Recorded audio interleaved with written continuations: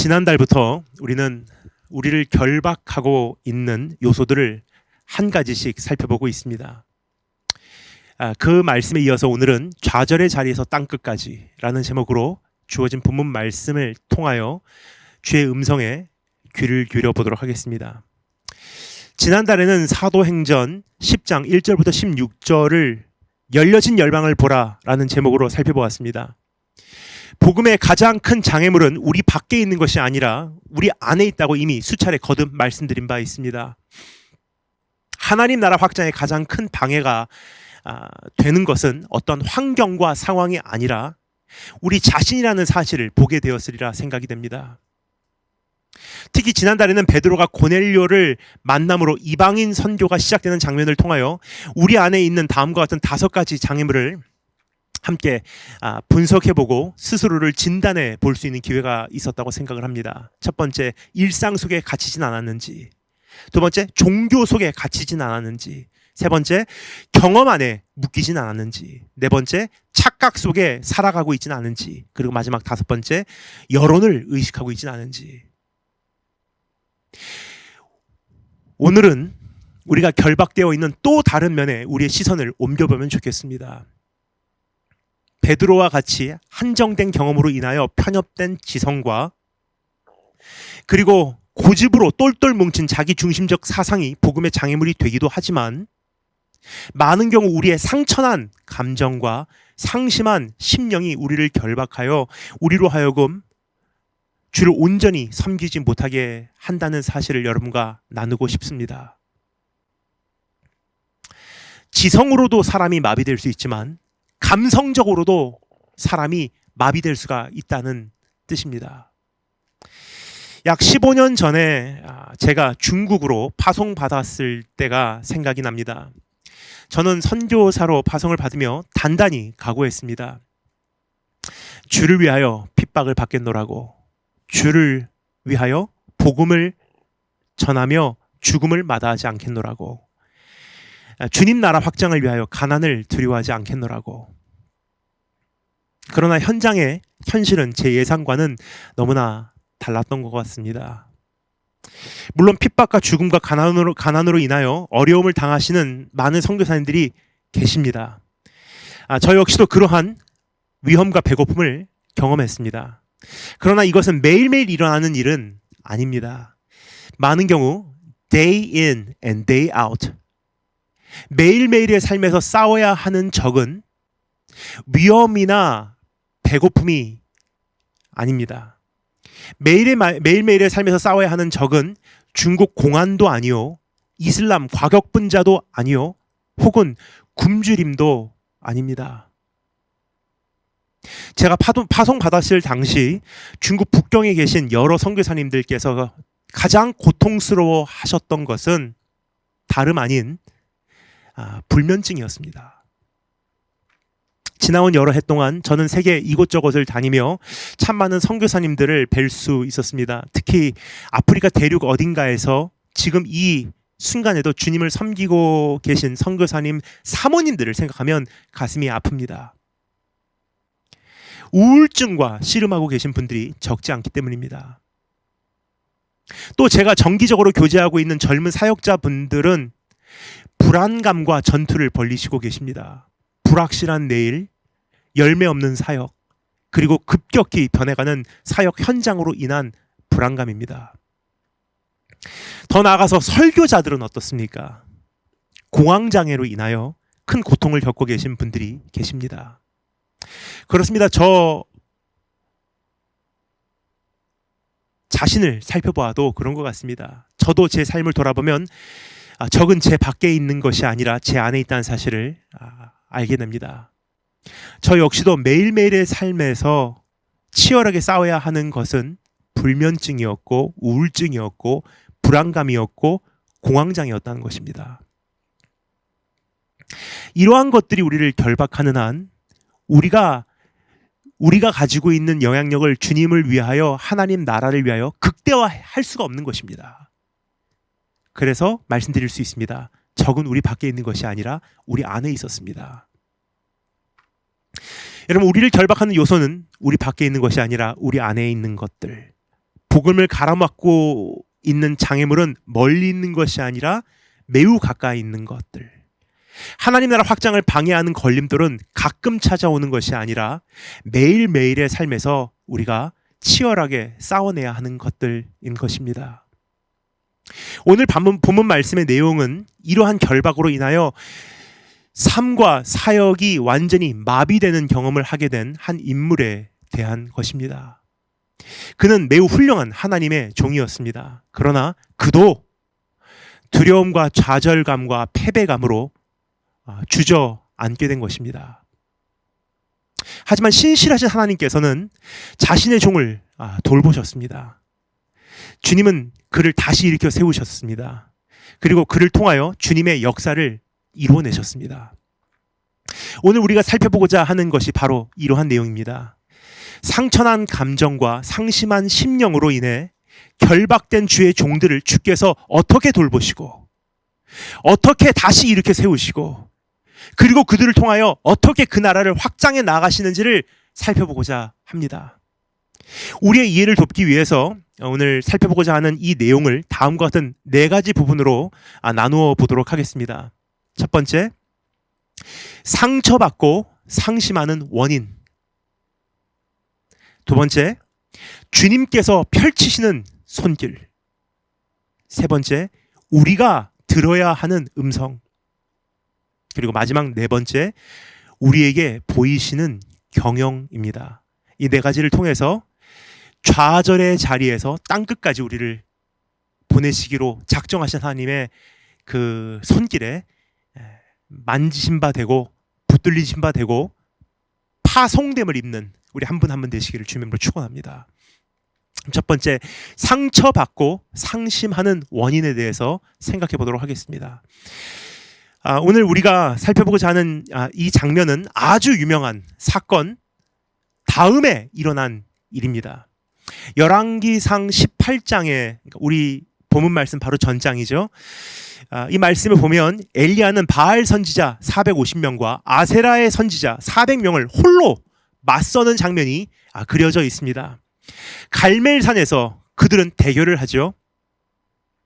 참된 신을 가려내기 위한 대결입니다. 그곳에 만들어진 제단 위에 불을 내려주는 신이 참된 신으로 인정받게 되는 것입니다.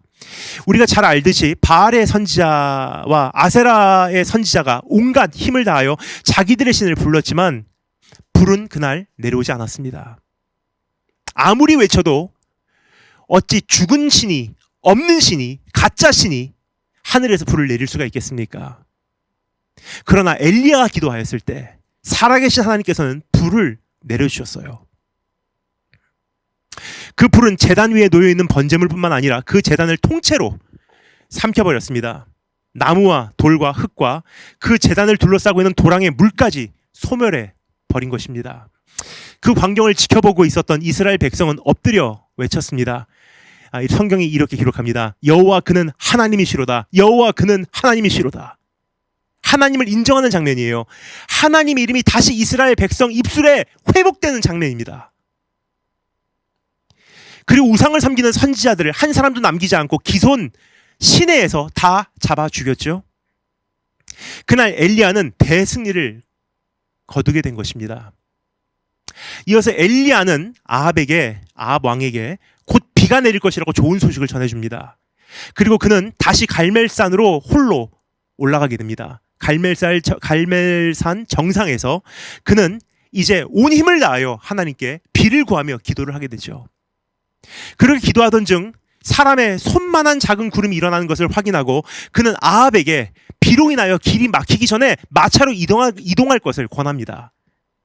잠시 후 엄청난 폭우가 쏟아져 내리기 시작하는데 그 순간 하나님의 능력이 엘리야에게 임했다고 성경 기록하고 있습니다. 그래서 그가 허리를 동이고 달리는 마차보다 앞서서 이스라엘로 달려가는 장면이 이제 18장을 마무리하는 내용이라고 생각하시면 되겠습니다. 지금까지 잠시 요약하여 말씀드린 내용만 보면 엘리야의 사역은 매우 성공적이었습니다. 그는 어마어마한 권능을 행했습니다. 제단 위에 불이 내려오게 하고 우상을 섬기는 선지자들을 제거하고 하늘에서 비가 내리게 하고 달리는 마차보다 빨리 뛰었습니다. 자, 그런데 오늘 본문 말씀에 보면 그는 너무나도 대조적인 모습을 우리에게 보여주고 있다는 사실을 발견하게 되시리라 생각이 듭니다. 4절 말씀 제가 읽겠습니다. 한 로뎀 나무 아래에 앉아서 주저앉아 있다는 뜻이에요. 자기가 죽기를 원하여 이르되 여호와여 넉넉하오니 지금 내 생명을 거두시옵소서. 완전히 좌절하고 포기하고 탈진한 모습입니다. 죽기를 자청하는 상태입니다. 이것을 심리상담학적으로 진단하면 자살 시도 가능성이 있는 환자에게 사회기관에 신고해야 하는 대상이라 할 수 있을 정도입니다. 제가 목회학 할 때 심리상담학을 배웠습니다. 근데 심리상담학을 할 때 그 상담을 하는 대상이 조금이라도 자살할 만한 가능성이 감지가 되면요, 사회기관에 저희가 의무적으로 법적으로 컨택트를 해서 그것을 알리게 돼 있어요. 만약에 엘리야가 그러한 환자였다면 그러한 사람으로 아마 진단되었으리라 생각이 됩니다. 어떻게 하다 엘리야가 여기까지 바닥을 치게 된 것일까요? 그가 상처받고 상심하게 된 것에는 다음과 같은 3가지 이유가 있었습니다. 그것에 대하여 우리가 살펴보며 그 엘리야의 모습을 우리의 거울로 삼아서 우리 자신도 한번 돌아봤으면 좋겠습니다. 왜 우리는 좌절하고 포기하고 탈진해버렸는가?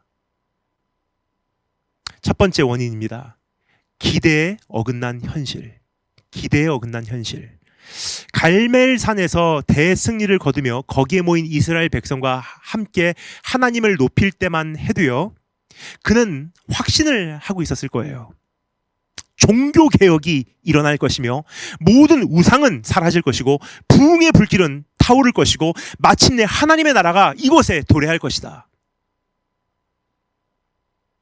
비소리가 들리기 시작했을 때만 해도 그는 꿈을 꾸었을 것이 분명합니다.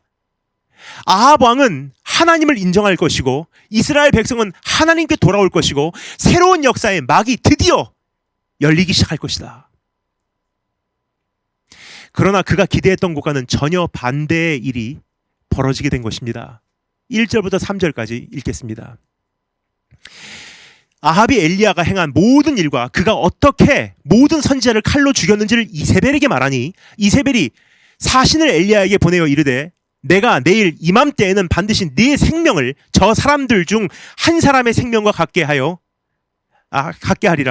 그렇게 하지 아니하면 신들이 내게 벌 위에 벌을 내림이 마땅하니라 한지라.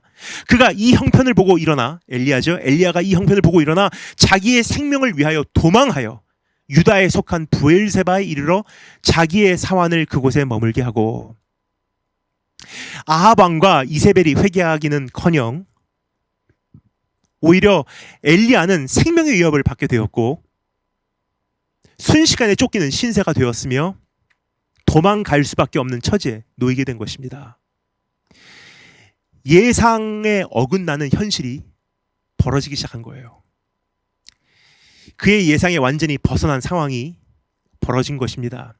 인간이라는 존재는 이러한 상황에서 가장 크게 정신적인 타격을 입지 않나 생각이 됩니다. 기대에 어긋난 현실 앞에서 우리는 무기력해지는 그러한 경험을 하게 되는 것입니다. 이것은 정신적인 타격으로 끝나지 않습니다. 우리의 체력과 생명력과 생활력과 인생을 향한 의지마저도 직접적인 영향을 받게 되어 있어요. 저 어렸을 때 기억이 납니다. 저희 아버지는 일본에 계셨고 제가 한국에 살고 있었습니다. 아버지하고 저하고는 말이 잘 통하진 않지만 저는 아버지를 매우 좋아했습니다. 그리고 언제나 기다렸습니다. 그리고 아버지께서 돌아오시는 날을 손꼽아 기다렸습니다.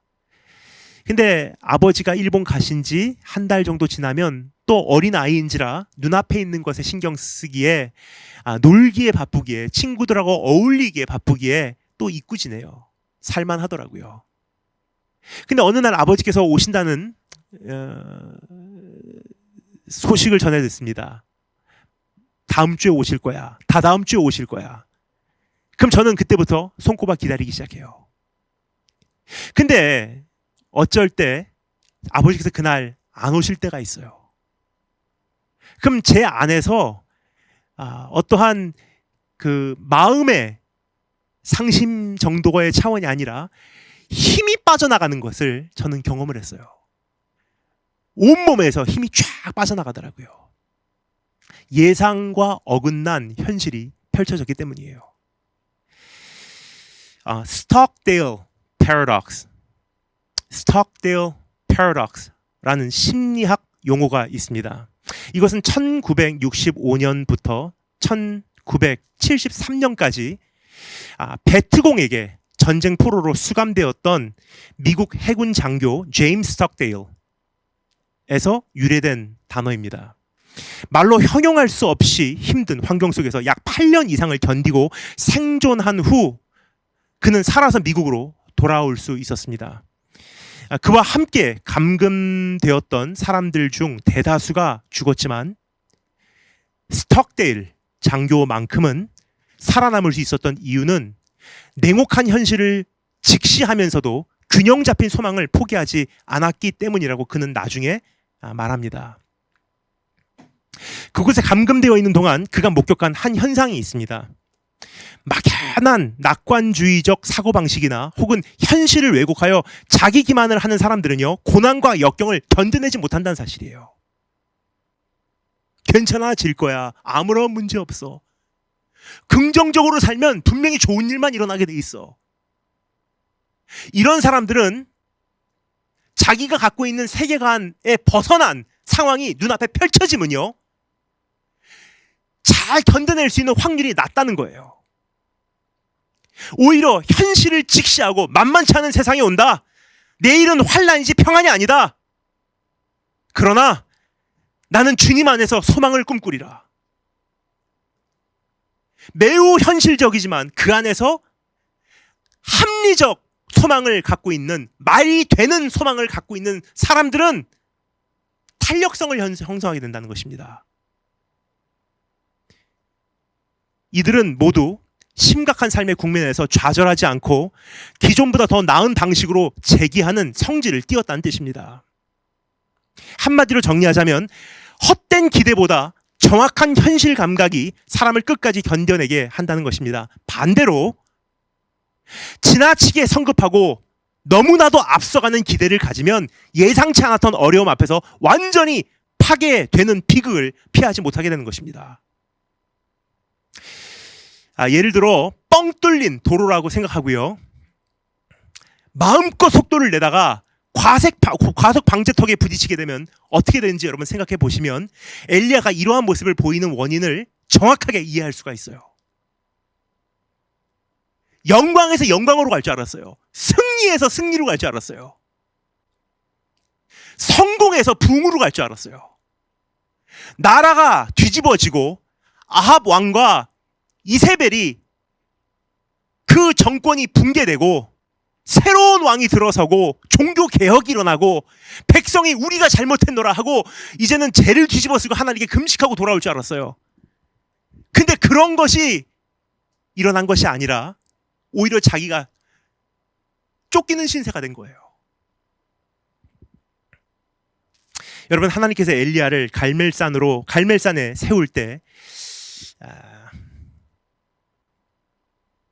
이 사건으로 인하여 아합과 이세벨이 회개할 것이라고 약속한 적이 없다는 사실을 기억하기 원합니다.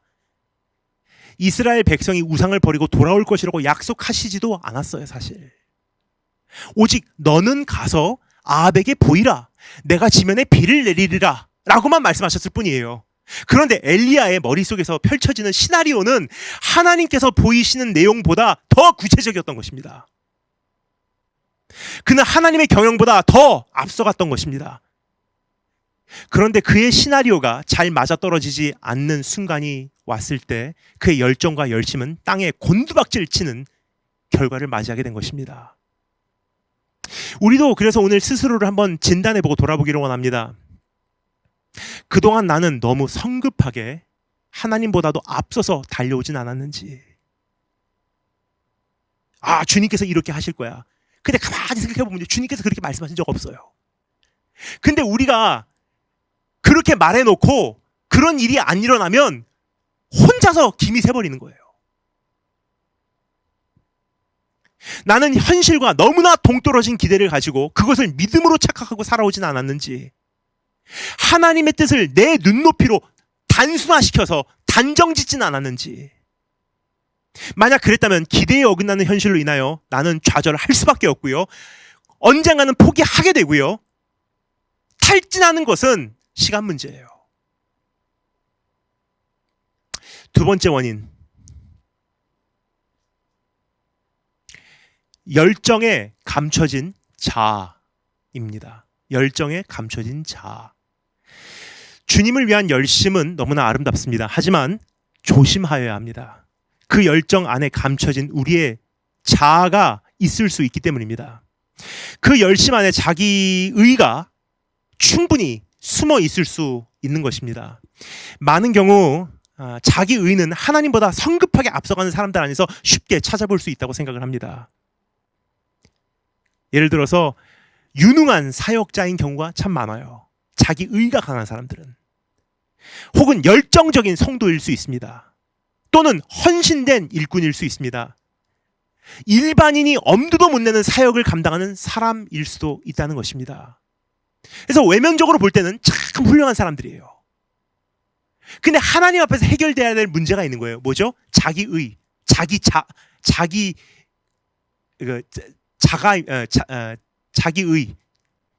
자가입니다. 자아입니다. 제가 일본말이 나옵니다. 자가라는 것은 일본말이고 자아입니다. 가끔 일본말과 한국말이 헷갈립니다.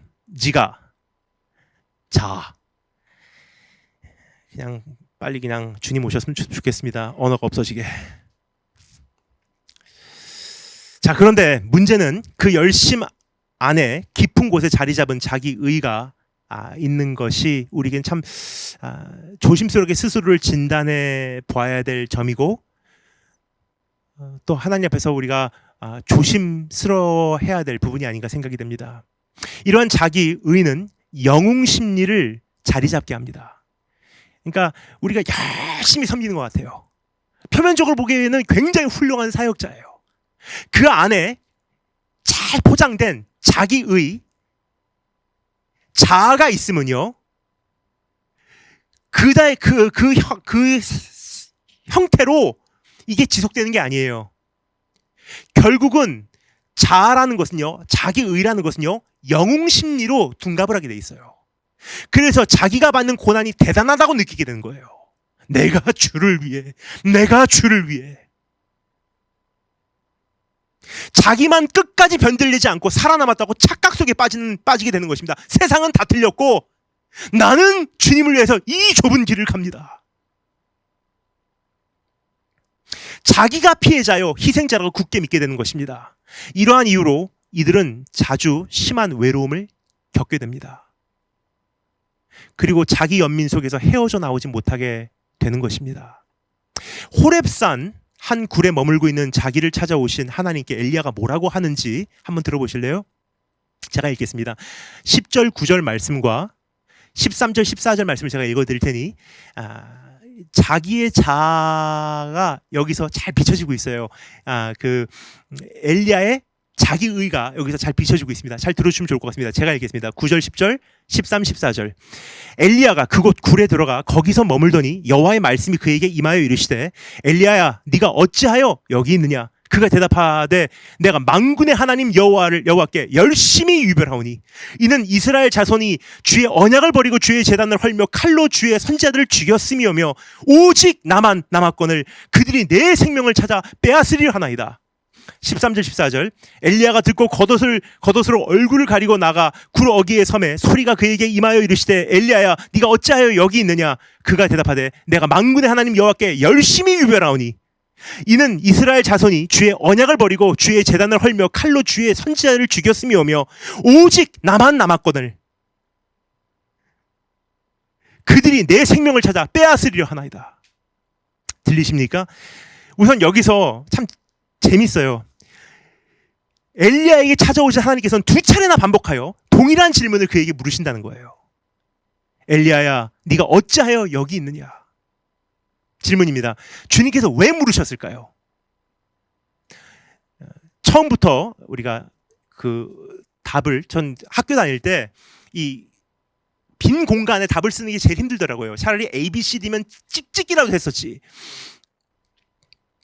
그래서 제가 여러분께 배려해서 A냐 B냐를 선택권을 드리도록 하겠습니다. 둘 중에 하나 찍으시면 됩니다. 하나님께서 네가 왜 여기 있느냐라고 물으셨을까요? A, 모르셔서, 궁금해서 Why are you here? 네가 왜 여기 있어? Oh my goodness. Why? B, 엘리야로 하여금 자기 자신을 살펴보게 하기 위해서. 네가 왜 여기 있느냐? 답은 B입니다. 제가 희한한 제스처를 안 한 게 거의 답이라는 그것을 이미 여러분께서 예측하셨을 것입니다. 주님은 엘리야가 자기 자신을 살펴보게 하신 것입니다. 왜냐하면 그의 자아는 그의 열심 안에 깊이 숨어 있었기 때문이에요. 네가 왜 여기 왔느냐? 네가 왜 여기까지 와 있느냐? 왜 도망하였느냐? 무엇에 쫓기고 있느냐? 왜 그렇게 슬퍼하느냐? 왜 그렇게 낙심하고 있느냐? 네 자신을 잘 살펴보아라. 주님의 질문에 대한 엘리야의 답에서도 반복되는 표현이 있습니다. 뭐라 그러죠? 내가 여호와께 열심히 유별하오니. 유별나라는 거예요, 한마디로. 그러니까 교회에서 유별나게 헌신하시는 분들 조심하셔야 된다고 저는 생각합니다. 오직 나만 남았건을. 뭐죠? 이거는 자기 의의 대표적인 케이스예요. 이것은 자기 연민이 두드러지는 말투입니다. 뿐만 아니라 자기 외에는 아무도 보지 못하고 있다는 확실한 단서입니다. 하나님께서 준비하신 7,000명의 영적 용사들은 바라보지 못하고 있는 것입니다. 자기 눈에는 자기밖에 보이지 않고 있기 때문입니다. 자기가 겪는 고난이 가장 힘든 것 같고, 자기가 치르는 희생이 가장 대단한 것 같고, 자기가 가야 하는 길이 가장 험한 것 같아 보이는 망상에 빠져 있는 것입니다. 여러분, 과대 망상증은요, 나는 훌륭한 사역자야. 내가 하늘에서 불이 내려오게 했어. 하늘에서 비가 내리게 했어. 이 과대 망상증은요, 피해 망상증으로 발전되게 되어 있는 거예요. 나는 장군이야. 그러면요, 원수가 공격할 때 누구부터 공격하겠습니까? 장군부터 공격하지. 그럼 나는 그만한 타겟이야 라는 뜻이에요. 그래서 반드시 과대 망상증은 피해 망상증하고 연결이 되는 거예요. 그리고 피해 망상증은 우울증으로 연결이 되는 것입니다. 그리고 우울증이 심해지면 죽고 싶은 생각만 들게 되는 것은 당연한 것 아닙니까? 그래서 뭐라고 고백하죠? 과대 망상증에서 피해 망상증으로 가고, 거기서 우울증에 걸려서 완전히 좌절하고 포기하고 탈진하여 그의 입술에 나오는 고백은 무엇입니까? 내 생명을 거두시옵소서. 엘리야는 하늘에서 불과 비를 내린 유능한 사역자입니다. 자기 자신에 대하여 과대하게 평가할 수 있는 충분한 여지가 있었다는 것입니다. 따라서 그는 그렇게 대단한 자신이야말로 엄청난 공격을 받을 수밖에 없는 대상이라고 확신했고, 그 공포로 인하여 완전히 질려버리고 주저앉게 된 것입니다. 우리 자신은 어떻습니까, 여러분? 혹시 내가 주를 위하여 열심을 내고 있는데 라는 말투가 자주 내 입술과 마음에 있지는 않은지 한번 살펴봤으면 좋겠어요. 내가 주를 위하여 이 길을 갑니다. 여러분, 정말로 귀한 섬김은요, 사실 하루의 섬김의 일과가 끝난 이후에 한평생의 헌신의 인생이 끝날 때쯤에 우리 입술에 당연히 마땅히 나와야 되는 고백, 무익한 종입니다. 이것이 내 안에 자아가 없다는 증거예요. 그 외의 것들, 내가 주를 위해서, 이 사역을 위해서 여기까지 했는데, 뭐죠? 다 자기 힘으로 했다는 뜻이에요. 혹은 내가 얼마나 희생을 많이 치르고 있는데 라는 생각을 하고 있지는 않은지, 만약 그렇다면 자기 의가 꿈틀거리고 있다고 진단하시면 되겠습니다. 그러면 머지않아 자기 의는 피해의식으로, 그리고 피해의식은 우울증으로 점점 변해가게 되어 있는 것입니다. 지금까지 두 가지 살펴봤습니다. 세 번째 원인, 왜 그렇게 좌절하고 포기하고 탈진하였는지. 세 번째 원인은요, 언약에 대한 불확신이에요. 언약에 대한 불확신. 자기 의가 강한 사람은 홀로 너무 열심히 달려가는 나머지 주님의 약속을 중간중간 확인하지 못할 때가 참 많지 않나 생각이 됩니다. 한 걸음 가고 주님 여전히 계십니까? 한 걸음 가고 주님 이게 맞죠? 한 걸음 가고 주님께서 정말 원하신 이 경영과 지금 내가 하고자 하는 일이 딱 맞습니까? 확인하고 두드려보고를 못해요. 열심히 달려가다 보니까 때로는 주님 약속 되새기고 주님 임재 확인하고 주님의 나를 격려하시는 미소를 본 지가 오래된 거예요. 따라서 실족하면 크게 넘어지게 되어 있는 법입니다. 완전히 좌절하고 포기하고 탈진하게 되어 있는 것입니다. 그리고 주님에 대한 불확신의 늪으로 더 깊게 빠져들게 되어 있습니다. 주님의 언약은 와닿지도 않고 잘 기억도 나지 않고 사명감은 희미해지고 모든 것에 대하여 회의감을 갖게 되고 모든 것을 향하여 의욕을 잃게 되는 것입니다. 그는 하나님께 반복해서 이렇게 말하죠. 엘리야 입술에 있는 말입니다. 이스라엘 자손이 주의 언약을 버리고 라고 얘기해요. 이스라엘 자손이 주의 언약을 버리고 그래서 나만 남았습니다. 이스라엘 자손은 주의 언약을 버리고 죄를 지었습니다. 그들은 우상을 선택하고 주의 제단을 헐며 주의 선지자들을 죽였습니다 라고 말하고 있어요. 그런데 아이러니한 것은 무엇이냐? 주의 언약을 잊고 있는 것은 이스라엘 자손만이 아니었다는 사실이에요. 4절 말씀에 그는 다음과 같이 말하죠. 여호와여 넉넉하오니 지금 내 생명을 거두시옵소서. 나는 내 조상들보다 낫지 못하나이다 그래요. 나는 내 조상들보다 낫지 못하나이다. 아브라함, 모세, 다윗과 같은 조상들에 비해 자기가 낫지 못하다는 내용입니다. 이들은 하나님의 언약을 끝까지 따라갔고 마침내 하나님의 나라를 세우는데 크게 쓰임을 받았던 인물들이에요. 그들은 믿음의 거장들로 역사 속에 우뚝 서 있습니다. 그런데 엘리야가 자신을 바라볼 때 자기를 통해서는 이스라엘에게 아무런 변화도 일어나지 않은 것 같다고 말하고 있는 것입니다. 조상들에 비해 자신이 너무나 비참하고 연약하고 작게 느껴진 것입니다. 그리고 자기도 결국은 주의 언약을 버린 이스라엘 자손의 한 사람에 지나지 않았다는 고백을 하고 있는 것입니다. 연약한 시대의 한 사람으로서의 틀을 벗어나지 못하고 있다는 뜻입니다. 생각했던 것보다 세상이 너무 컸고 예상한 것보다 시대가 너무 악했고 준비했던 것보다 넘어가야 할 장벽이 너무 높았다는 뜻이에요. 저도 이런 생각을 가끔 할 때가 있습니다. 나름 열심히 달려왔다고 생각했는데 정신 차리고 보니까 저 역시도 이 시대의 사고방식을 버리지 못한 부분들이 많고 나름 시대를 역류하며 살아왔다고 확신했건만 어느 날 돌아보니 이 세대의 거대한 흐름 속에서 여전히 헤어나오지 못하는 내 자신을 발견할 때가 있습니다. 이런 현실 앞에서 참 무기력하게 느껴지게 됩니다. 내가 더 이상 할 수 있는 것도 없는 것 같고 지금까지 한 것이 무슨 소용이 있었나 회의감이 들 때가 있습니다. 그리고 주님의 약속에 대한 확신이 흔들리게 됩니다. 아직도 함께 하십니까? 아직도 나를 통하여 일하시긴 하시는 겁니까?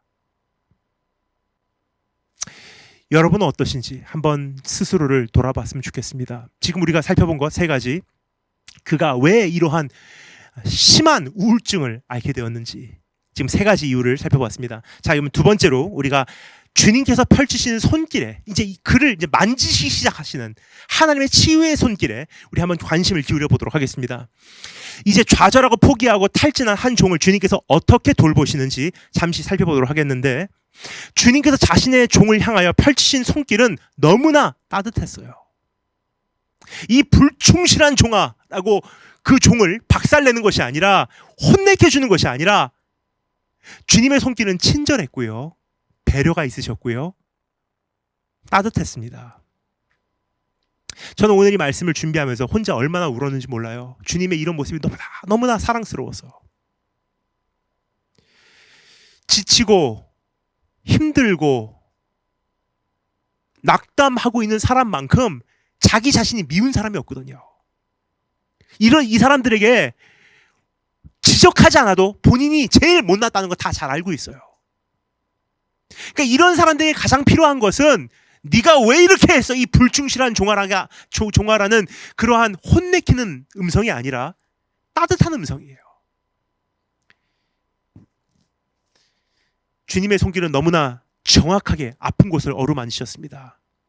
주님의 손길은 사랑과 지혜의 손길이었습니다.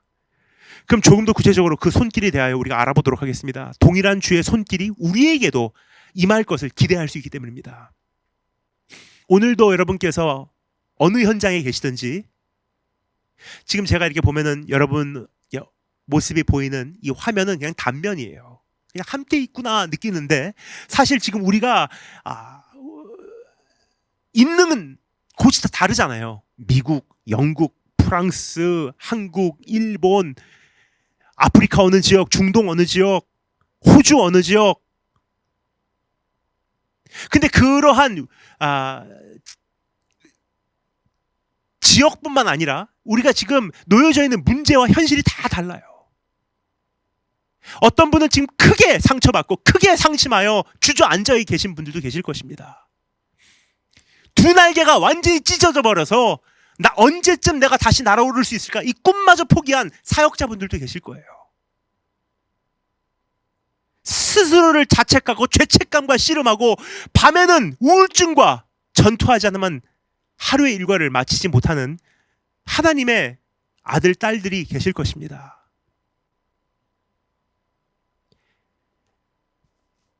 근데 기대하시기 바랍니다. 주님께서 우리에게 다가오실 때 이러한 사랑과 지혜의 손길로 우리를 다뤄주세요. 어떠한 손길인지 두 가지 살펴보겠습니다. 첫 번째, 주님께서 펼치시는 섬세한 손길. 섬세한 손길. 5절부터 7절 말씀 제가 읽겠습니다. 5절부터 7절.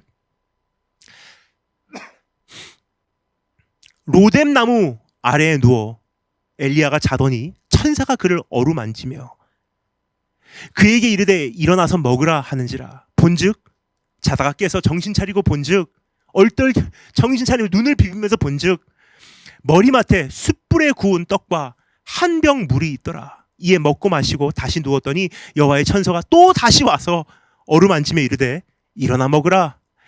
네가 갈 길을 다 가지 못할까 하노라 하는지라. 정신적으로 그리고 영적으로 박살난 한 종을 회복시키기 위하여 주님께서 선택하신 첫 번째 방법은 그를 위하여 요리해 주시는 것이었어요. 그리고 그를 편히 쉬게 하는 것이었습니다. 주님은 우리를 만드신 분이십니다. 그래서 우리에게 대하여 가장 잘 알고 계신 분이십니다. 무엇이 우리를 회복시키는가 제일 잘 알고 계신 분이세요. 주님은 우리를 영물로만 존재하게 하지 않으셨습니다. 우리에게 육신을 입혀주셨고요. 물리적인 세상에서 살아가게 하셨어요. 그리고 우리의 영과 심령과 지성과 육신이 서로 다 연결되게 하셨습니다. 따라서 육신을 돌보지 않고는 영적으로 온전할 수 없는 것입니다. 영을 돌보지 않고는 심령이 건전할 수 없는 것입니다. 심령을 돌보지 않고는 균형 잡힌 지성을 가질 수가 없게 하신 것입니다. 주님은 상처받고 상심한 한 종의 심령에 가까이 다가가기 전에 그리고 그의 영적 필요를 채워주기 전에 우선적으로 그의 육신을 돌보시기로 작정하신 거예요. 그에게 먹을 것을 주셨고 그가 휴식을 취하게 하셨습니다. 그렇게 하여야 내 길을 네가 다 갈 수 있지 않느냐라고 말씀하셨어요. 그렇게 하여야 네 사명 감당할 수 있고 그렇게 하여야 네가 유정의 미를 거둘 수가 있어. 여러분 혹시 오늘 영적으로 지치셨는지요? 이 코로나 사태 끝날 때까지만 견뎌보자. 근데 내 예상에 빗나갔어요. 6개월이면 원상복귀 할 줄 알았는데 벌써 1년 반이 지나가고 있어요. 근데 기다리다 못해 이젠 외롭고 고독하고 힘들고 답답하고 너무 앞이 막막해서 이제는 모든 기력을 상실한 분들이 계시다는 것입니다. 심령이 다치셨습니까? 가정 문제로 인해서, 자녀 문제로 인해서, 직장 문제로 인해서 너무나 오랫동안 해결되지 않는 나의 기도 응답으로 인해서, 혹은 지성이 마비되시지 않으셨습니까? 육신의 휴식을 취하시기 바랍니다. 잠시 멈춰 서지 않는 한 절대로 회복될 수 없는 부분들이 있는 거예요. 잠시 한숨 돌리지 않는 한 보지 못하는 것들이 있는 것입니다. 기억하시기 바랍니다. 주님은 아브라함을 데리고 숨 막히는 그 현실이 너무나 현실이 너무나 분명한, 차가운, 냉혹한 그 천막 현실을 잠깐 피하게 하기 위해서 밖으로 나가자. 천막 밖으로 데리고 나가셔서 거기서 그에게 밤하늘을 보이시며 별들을 세어보라고 속삭이셨고, 주님의 약속을 더 정확하게 그에게 알려주셨어요. Let's go outside. 우리 잠깐 밖에 나가자. 모세를 부르실 때는 그가 일상을 벗어나게 하셨다는 걸 여러분 기억하십니까? 그가 언제나 가는 길에서 벗어나게 하시고, 일상의 패턴을 깨트리시고, 그 우회하는 길목에서 그에게 불꽃 떨기 나무로 다가오셨지 않습니까? 그래서 우리가 새로운 주님과의 만남을 원하신다면 시간을 바꿔보세요. 장소를 바꿔보세요. 어떠한 내 액티비티, 내가 하는 일들을 바꿔보세요. 하나님은 우리를 돌보시기 원하십니다. 잠시 숨을 돌리자. 함께 산책하자. 오늘은 무리하지 말고 조금 더 쉬렴. 늦잠 자라. 답답하지. 이제 잠시 밖을 내다보렴. 창문 좀 열어봐. 해가 떴는데 뭐하고 있니? 이 어찌 좋으신 하나님이십니까? 주님은 우리가 답답해한다고 꾸짖으시는 분이 아니십니다. 주님은 우리가 묵묵히 그리고 잠잠히 있는 법도 가르쳐 주시지만 동시에 힘들어하는 우리의 연약함도 공감해 주시는 분이세요. 그래서 완전히 지쳐있는 사역자에게 오셔서 주님께서 이 불충실한 종아, 네가 왜 이렇게 연약하냐라고 꾸짖어도 이상하지 않은데 주님은 어떻게 하십니까?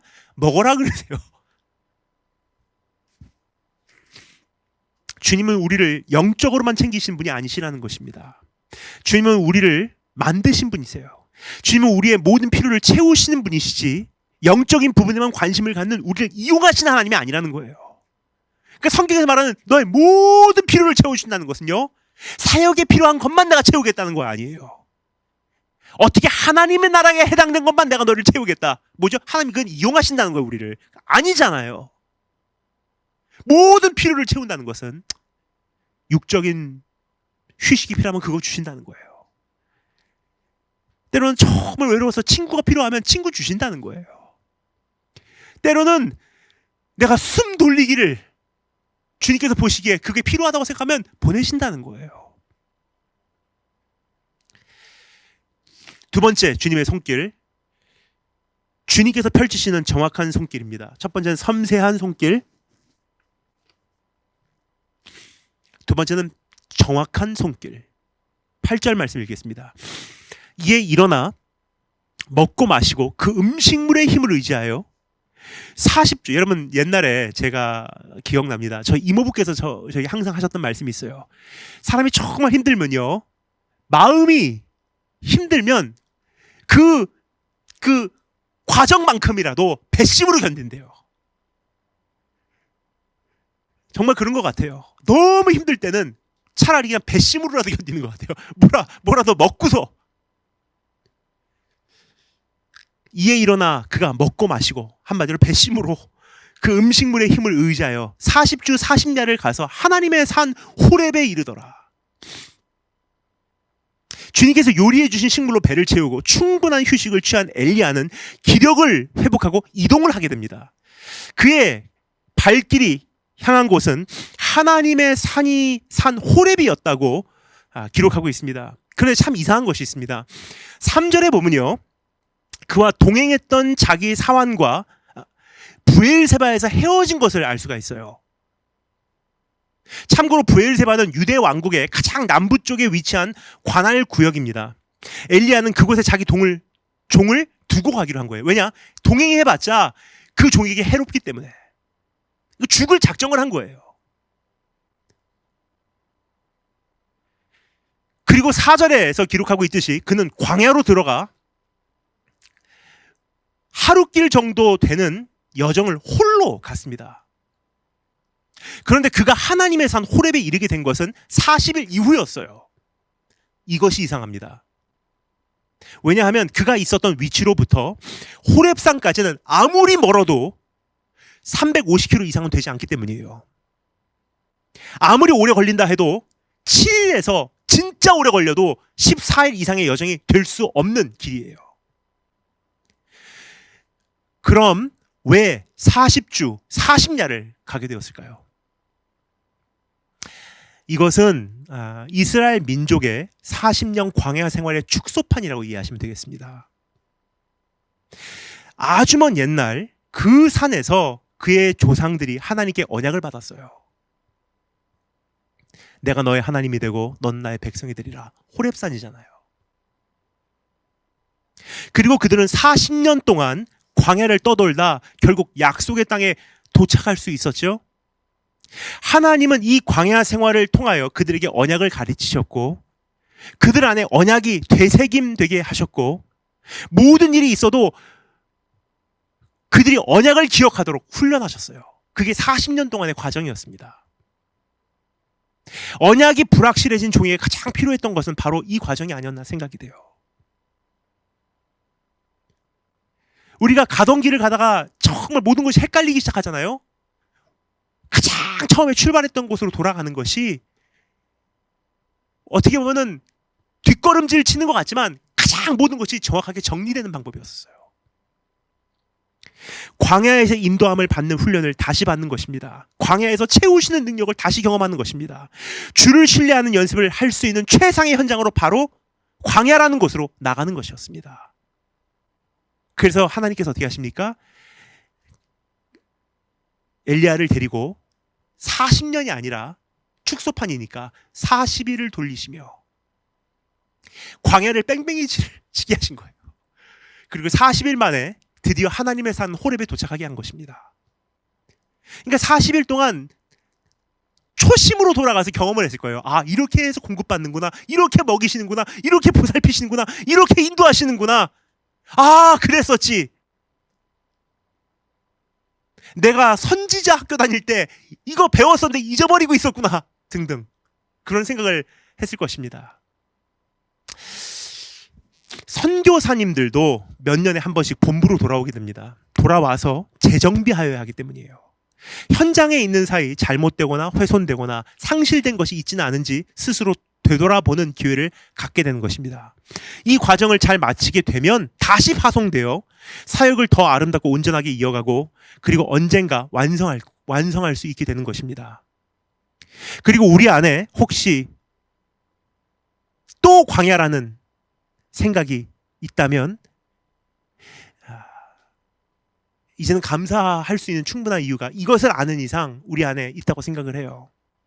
지금 한 문제가 끝나고 드디어 이제 조금 한숨 돌릴 뻔 했는데 또 광야의 생활이 우리 삶 속에 펼쳐진다고 생각을 하신다면요, 이제는 불평할 만한 일이 아니에요. 우리 안에 혹시 또 광야라는 의문이 있으면 오히려 감사하시기 바랍니다. 더 멀리 가게 하기 위해서 잠시 우리를 리콜하셨다는 뜻입니다. 다시 처음으로 돌아가서 시작하자. 다시 정리하고 시작하자. 다시 의지하는 것을 배워라. 다시 하나님만 기억하고 하나님께만 순종하는 것을 배워라. 주님의 손길은 섬세하고 정확합니다. 절대로 실수하지 않으십니다. 언제나 신실하십니다.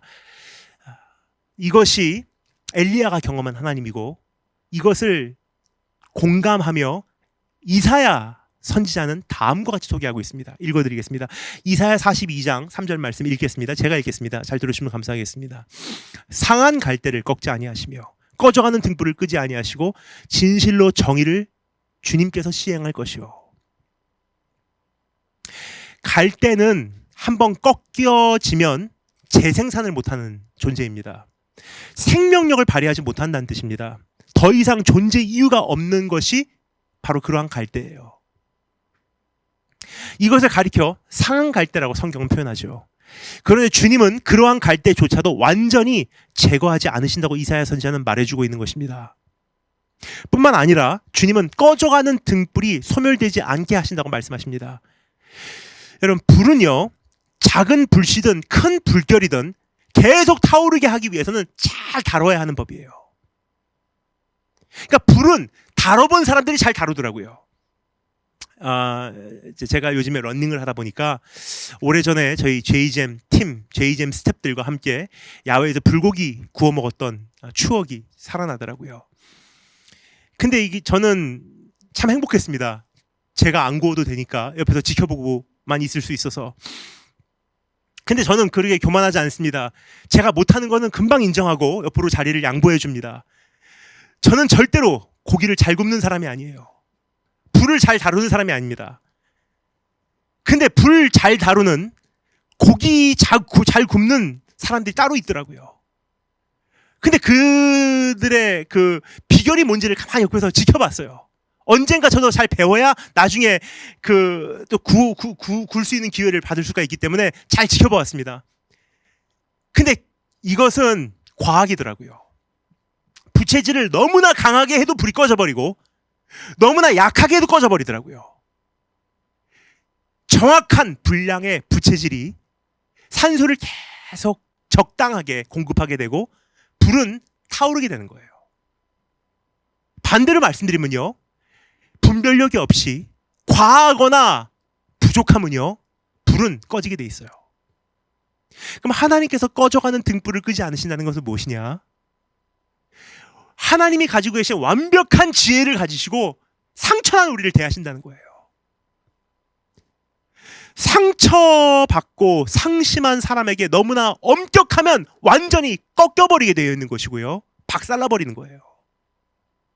반대로 너무 너그러우면 언제까지나 일어나지 못하게 되는 것입니다. 그래서 주님은 어떻게 하십니까? 꺾지 않으시고 섬세하게,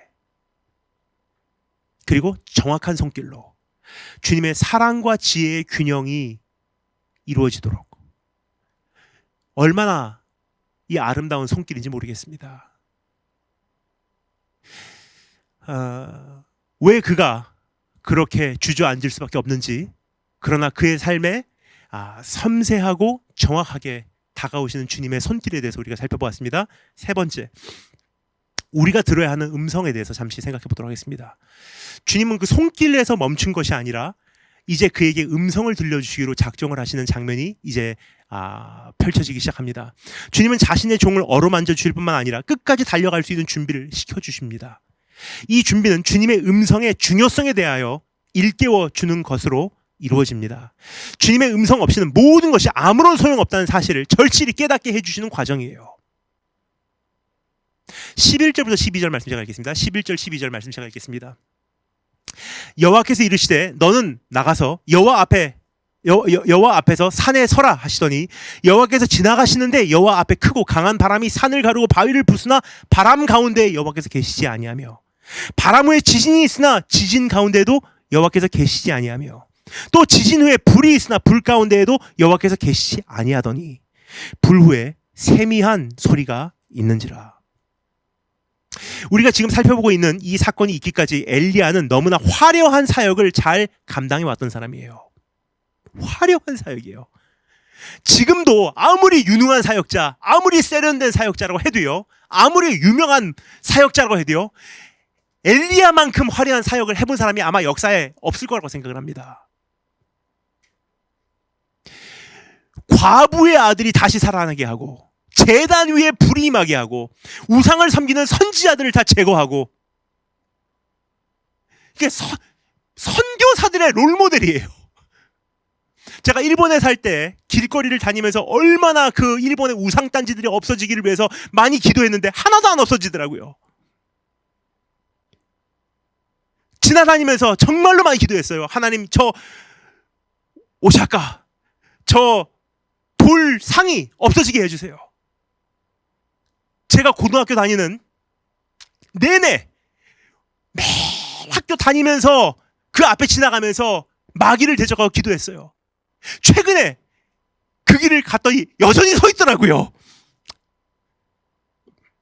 이렇게 하고 서 있어요. 돌같이. 돌이니까 돌 같겠죠? 그런데 이 엘리야 선지자 어떻게 사역했습니까?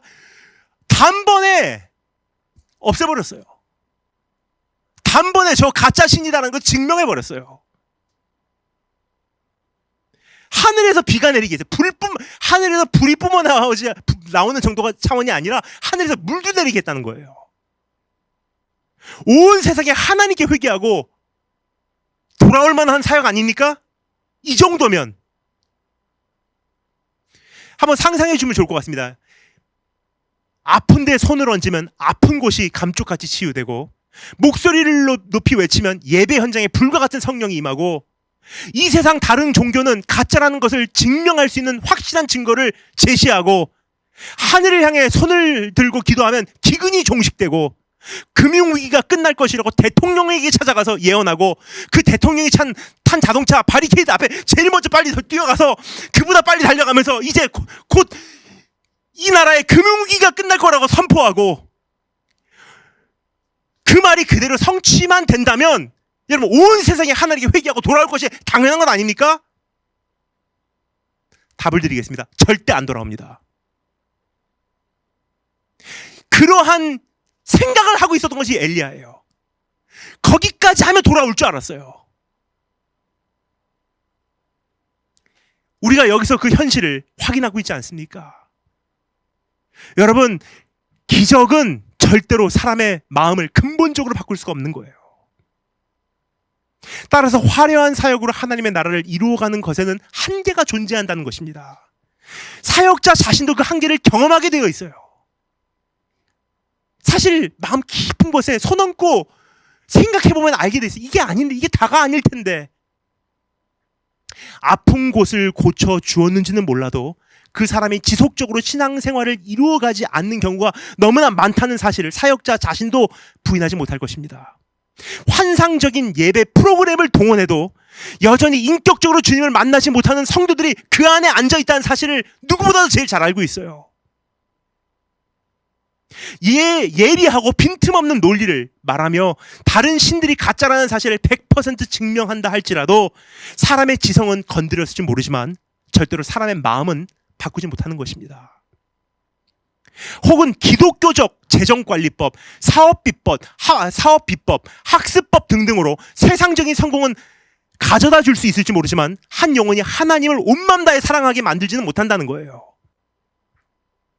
뿐만 아니라 사회에 영향력 있는 사람을 변화시켜서 하나님의 나라를 이루어낼 수 있다고 그럴듯한 작전을 아무리 세워도요, 하나님의 나라는 세상 권력자를 통해서 건전하게 세워지는 것이 아니라 주의 몸된 교회를 통해서 건설된다는 사실을 우리가 다 알고 있지 않습니까? 주님께서는 그것을 자신의 종에게 가르치고 싶었던 거예요. 화려한 사역, 그거 아무 소용없어. 그것은 번쩍하는 특수 효과는 될 수 있어도 사람을 근본적으로 바꾸는 그 역할은 못한다. 그래서 주님은 그를 그 앞에 서게 하세요. 이제 드디어 그 하나님의 교육이 시작되는 장면이에요. 내 앞에 서라. 그리고 그 앞에 일어나는 엄청난 일들을 그로 하여금 목격하게 하십니다. 화려한 특수 효과를 다 동원하셔서 그 가운데에서 내가 있는지 없는지 찾아봐 말씀하세요. 그래서 엘리야가 기대하는 마음으로 찾기 시작합니다. 처음에는 강한 바람이 산을 가르고 바위를 부수는 것을 목격하게 되죠. 그렇게 강력한 바람 속에 하나님이 계실 것이라고 엘리야는 생각했습니다. 그러나 그 안에는 하나님이 계시지 않았어요. 이어서 지진이 뒤따랐습니다. 그러나 지진 가운데에도 하나님을 찾아볼 수 없었습니다. 또 지진 후에 불이 있었어요. 여기 이 불만큼은 하나님이 계실 것이라고 엘리야는 믿고 싶었을 거예요. 왜냐? 지금까지 자신이 해온 것이 바로 불의 사역이었기 때문에 이것만은 하나님이 계실 것이다. 그런데 불 속에도 하나님은 안 계셨어요. 하지만 불 후에 세미한 소리, 음성이 들렸습니다. 성경이 기록합니다. 불 후에 세미한 소리가 있는지라. 주님의 음성이었습니다. 그 음성은 엘리야에게 이렇게 속삭였습니다. 소리가 그에게 임하여 이르시되 엘리야야 네가 어찌하여 여기 있느냐. 이것은 그의 안녕을 묻는 질문이었습니다. 그를 돌보시는 음성이었습니다. 그를 소중하게 여기는 음성이었습니다. 너 왜 여기 있냐? 네가 왜 여기까지 왔는지, 네가 어떻게 여기까지 왔는지 한번 생각해봐라. How are you? Really? 너 어떻게 지냈니? 주님의 음성이야말로 엘리야에게 필요한 위로였던 것입니다. 주님과의 소통이 그가 그토록 기다렸던 치유였던 거예요. 주님께 자기가 왜 거기 있는지, 어떻게 하다 이런 모습이 되었는지 나눌 수 있는, 주님께 그것을 토해낼 수 있는 그 자체가 그에게는 치유의 기회가 된 것입니다. 누구하고 이것을 이야기하겠습니까? 근데 주님께서 대화를 트시는 거예요. 너 왜 여기 와 있니? 때로는 우리 이런 질문들을 물어봐 주는 게 예의 아닙니까? 이런 질문들을 물어봐 주기를 바래요. 근데 배려한다고 안 물어보신 분들이 계세요.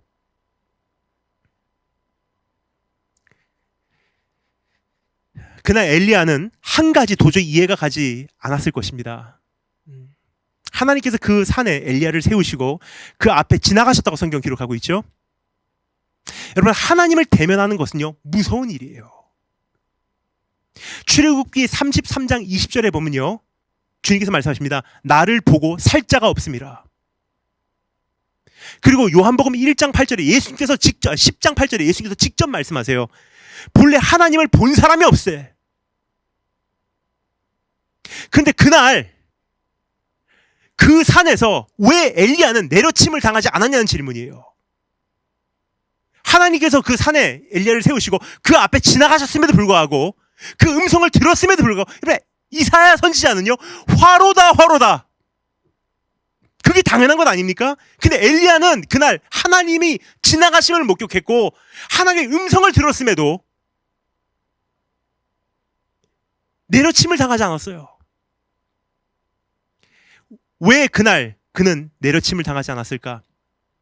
사실 엘리야도 하나님을 대면한다는 것에 따르는 두려운 결과에 대하여 잘 알고 있었을 것입니다. 그래서 13절에 보면요 그가 다음과 같은 행동을 취하는 것을 알 수가 있습니다. 13절 말씀, 엘리야가 듣고 겉옷으로 얼굴을 가리고, 하나님을 보면 어떻게 되는지 그도 잘 알고 있었어요. 그러나 그날 그가 내려침을 당하지 않은 이유에 대해서 13절은 다음과 같이 이어서 기록하고 있습니다. 엘리야가 나가서 어떻게 해요? 굴 어귀의 섬에 소리가 그에게 임하여 이르시되 엘리야야 네가 어찌하여 여기 있느냐. 사랑스러운 음성만 들을 수 있는 조건이 갖춰졌다는 거예요. 내려치는 손길이 아니라 사랑스러운 음성만 딱 골라 먹을 수 있는 조건이 준비가 됐다는 거예요. 그에게 허락이 됐다는 거예요. 그럼 그 조건이 무엇입니까? 그날 그가 내려침을 당하지 않은 이유는요 그가 굴 어귀에 서 있었기 때문이에요. 우리말로는 이해하기가 쉽지 않습니다. 그러나 원어 성경, 히브리어 성경을 보면요 여기서 사용되는 굴이라는 단어 앞에는 부정관사가 아니라 정관사가 사용되고 있다는 점을 말씀드리고 있는 것입니다. 즉, cave, 많고 많은 굴 중에 하나가 아니에요. The cave예요. 바로 그 굴에 어떤 지정된 굴을 이야기하고 있는 거예요. 그럼 여기서 말하는 그 굴, 그가 그날 섰던 그 굴은 어떤 굴일까요? 힌트 드릴게요. 호렙산. 출애굽기 33장에 보면요 백성에게 크게 실망했던 또 한 사람의 사역자가 있어요. 정말 백성들을 이끌고 하나님을 대신해서 그들을 이끌고 약속의 땅으로 들어가려고 하는데 우상 숭배나 하고 끝까지 회개하지 않고 마음이 완악하고 자기는 그들에게 있어서 정말 무능력하게 느껴지고 내가 할 수 있는 것이 없게 느껴지고 사역의 실패를 거듭하고 하나님께 언약을 받고 좋다고 내려왔는데 우상이나 만들고 있는 백성들, 백성에게 크게 실망하고 완전히 상심하여 좌절한 한 종 모세가 출애굽기 33장에 등장합니다. 그도 하나님께 주의 영광을 뵙기 원한다고 요청을 하죠. 그러나 하나님은 그에게 나를 보고 살 자가 없음이라고 말씀하시며 그를 큰 바위와 바위 사이에 있는 틈에 숨게 하셨어요. 그리고 하나님께서 어떻게 하십니까? 그 앞으로 지나가세요. 그리고 모세가 하나님의 등만 목격할 수 있게 해 주셨습니다. 여기서 말하고 있는 the cave, 그 굴은요 바로 이 바위의 틈을 이야기하고 있는 거예요. 이번에도 하나님은 자신의 종을 그 바위 틈으로 숨기심으로 주님과 교제할 수 있는 조건으로 안내해 주신 것입니다. 그리고 그 바위 틈에 안전히 거하고 있는 엘리야에게 속삭이신 하나님의 주님의 음성은 그를 향한 애정과 긍휼과 사랑이 흘러넘치고 있었던 것입니다. 그렇습니다. 죽어야 마땅한 자기가 죽지 않고 오히려 하나님의 사랑의 음성을 들었다는 충격과 감격이 엘리야를 일으켜 세운 것이에요. 하나님의 은혜를 경험하는 순간 엘리야가 소유하고 있었던 자기의 자아가 증발해버리는 것이 당연한 건 아닙니까? 그러니까 하나님께서는 지금 구체적으로 그가 왜 우울할 수밖에 없었는지 한 가지 만지시고 계세요. 섬세함으로, 정확함으로 언약이 보이지 않은 부분을 위해서 40일 동안 데리고 주님께서 성지순례를 다녀오시고, 하나님 언약이 보이지 않아요. 40일 동안 데리고 다녀오시고, 자기 의에 감싸져서 주변이 안 보이고 하나님이 안 보일 때 어떻게 하십니까? 자기 의를 증발시키기 위해서 은혜를 경험케 하시고,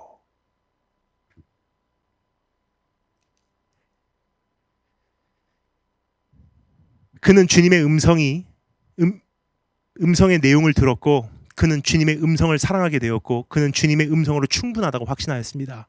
그리고 그는 그 음성으로 회복되게 된 것입니다. 우리 주님께서 아버지 앞에서 우리를 감추신다는 게 이거예요.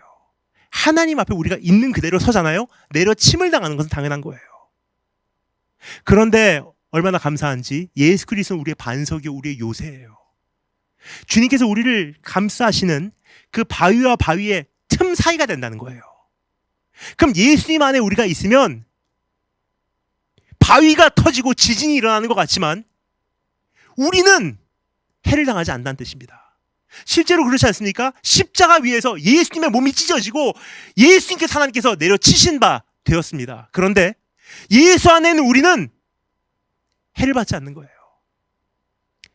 그러면 예수 안에 있는 우리가 들을 수 있는 음성은요, 오늘도 동일합니다. 너 어떻게 여기까지 왔니? 너 괜찮니? 어떻게 지내니? 왜 힘들어하니? 얘기 좀 해봐. 우리가 교제하시기를 원하시는 하나님, 죄를 지적하시는 하나님의 음성이 아니라 우리를 사랑하시는 하나님의 음성입니다.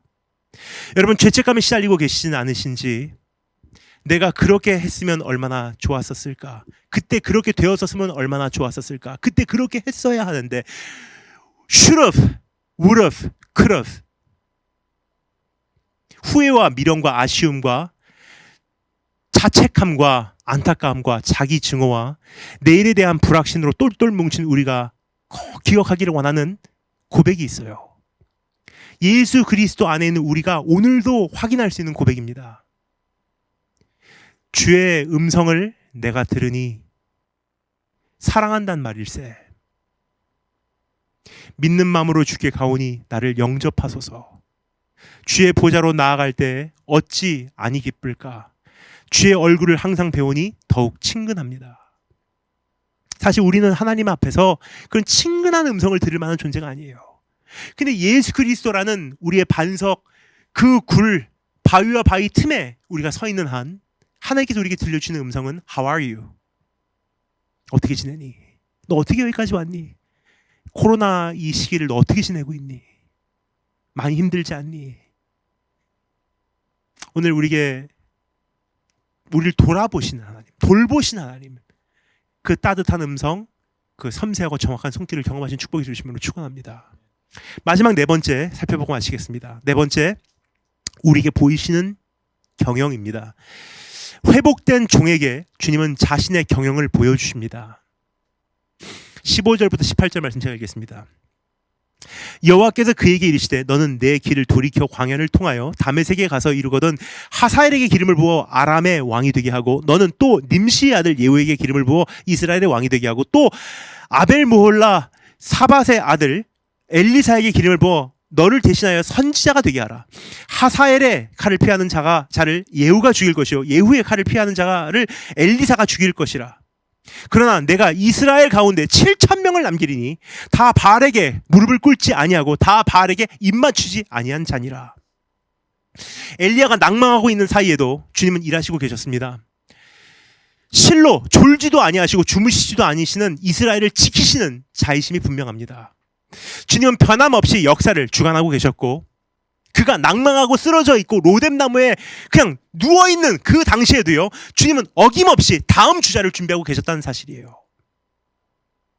내가 쉬어도 주님은 일하고 계신 분이세요. 내가 넘어져도 주님은 언제나 통치하시고 계신 분이십니다. 주님은 인정사정 없이 공의를 집행할 준비를 하고 계셨던 것입니다. 상황이 변한 것은 하나도 없습니다. 단지 엘리야를 결박하고 있었던 사슬이 끊겼을 뿐이에요. 그는 좌절하고 포기하고 탈진한 바닥에서 다시 일어나게 된 것입니다. 그리고 그렇게 회복된 종에게 주님은 자신의 경영을 확인시켜 주시고 그를 그 경영에 동참하도록 초청해 주시는 장면이 지금 읽어드린 말씀의 내용이라고 이해하시면 되겠습니다. 이제 내가 기다렸어. 네가 회복되고 여기까지 돌아오기를. 자, 이제 다시 해보자. 아람의 왕을 세워라. 이스라엘의 왕에 기름을 부어 세워라. 후계자를 소개해 줄게. 엘리사라는 사람이야.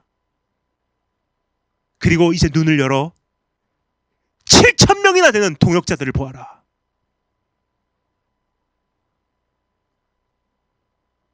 여러분, 사역이 우선된 것이 아니라 회복이 우선돼야 되는 것입니다.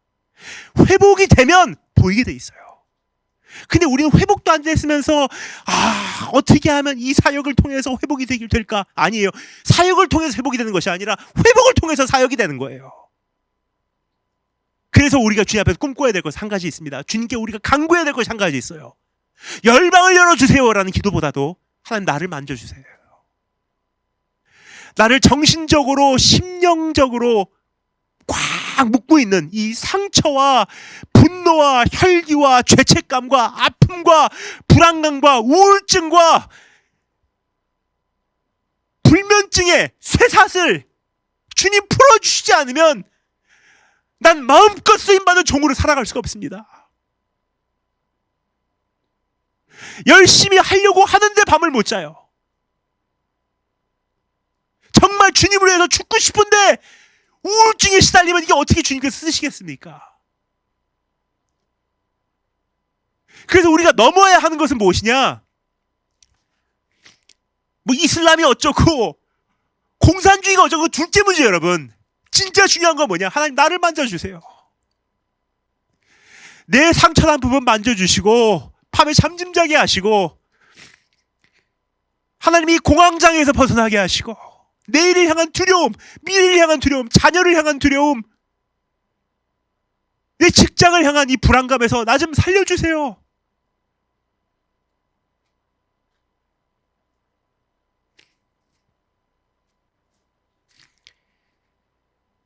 우리 자신만 온전히 세워지면 하나님의 경영은 우리를 통하여 이루어지게 되는 것입니다. 우리 자신만 건강히 회복되면 하나님의 나라는 거침없이 우리를 통해서 확장될 것입니다. 그래서 성경이 뭐라고 말하죠? 돌볼 만한 것 중에서, 지킬 만한 것 중에서 무엇보다 네 마음을 지켜라 그래요. 주님은 우리를 위하여 모든 것을 준비하고 기다리고 계십니다. 우리가 회복하고 돌아오기만을 기다리고 계십니다. 이제 좌절하고 포기하고 탈진한 자리에서 주님의 이름으로 일어나시기를 축원드립니다. 오늘 그러한 주님의 손길 우리에게 임하기를 원하면서 제가 찬양 가사 하나 읽어드릴게요. 다 같이 눈을 감아주시면 감사하겠고요. 우리 찬양 가사 제가 읽어드릴 테니 여러분께서 이 가사를 들으시고 우리 함께 그러한 기도로 주 앞에 나가도록 하겠습니다. 주님과 같이 내 마음 만지는 분은 없네. 오랜 세월 찾아 난 알았네. 내겐 주밖에 없네. 주 잡이 강같이 흐르고 주 손길 치료하네. 고통받는 자녀 품으시니 주밖에 없네.